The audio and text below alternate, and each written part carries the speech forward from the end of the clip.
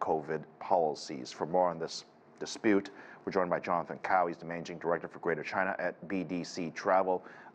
Good to see you, sir. What's going on in this dispute? There must be a backstory to this, right? Hi, Phil.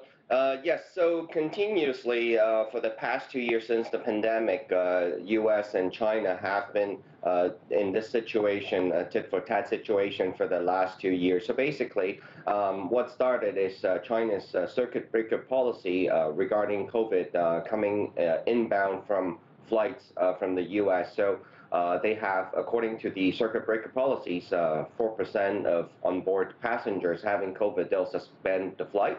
So this is what's happening, and we saw that the DOT has suspended, in retaliation, 26 flights coming from China as well. So I think one thing for sure, it's really a burden on the travelers having flights canceled last minute and scrambling for flights. Right, and I would imagine it's, so I have read about this on other flights in and out of Asia to other destinations, that they would get passengers that test positive, the flights would be suspended for a couple of weeks, they'd have to rebook all the passengers or refund the money. It's basically complete chaos, right? You're just creating more chaos.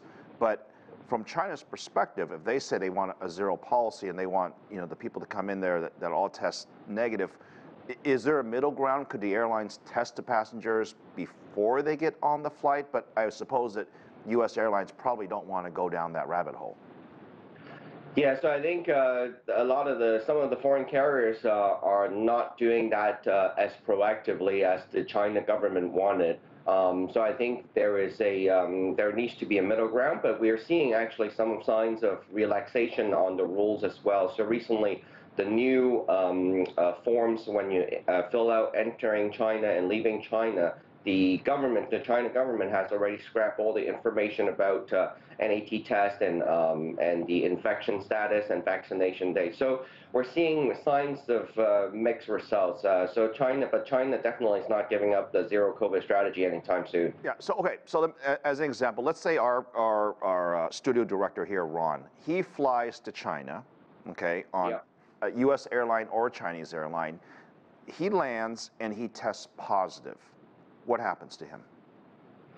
Then he will be brought into a centralized facility. So depending on symptoms, more likely a hospitalization.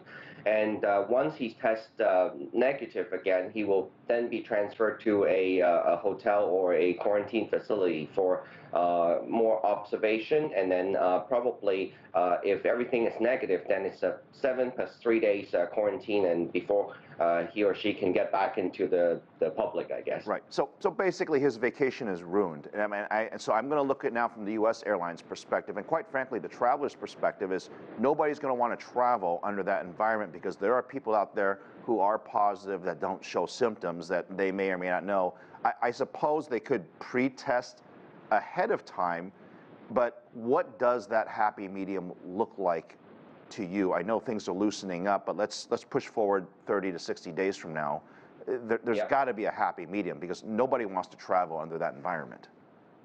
Yeah, so I think it's still very challenging. I'm not sure if the China government will relax the rules any further anytime soon, but at the moment, the quarantine stays, I think. So it's really preventative for all non-essential travel, unless it's really necessary, you need to travel. Most travelers are shying away from that.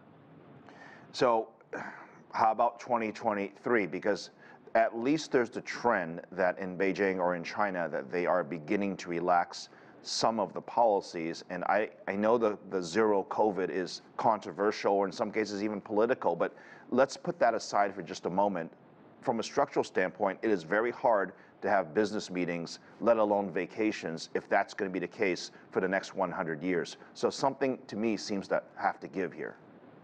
Yeah, it is correct. So we do look forward to maybe some good news after the Party Congress in October, the 20th Party Congress. But at the same time, we see some of the relaxation of the rules. The embassies are starting to issue visas to foreigners and students again. And then starting in September, in 2 days' time, the travelers with valid APAC travel cards and study permits will be allowed to come back to China again. So this has been suspended for 2.5 years already.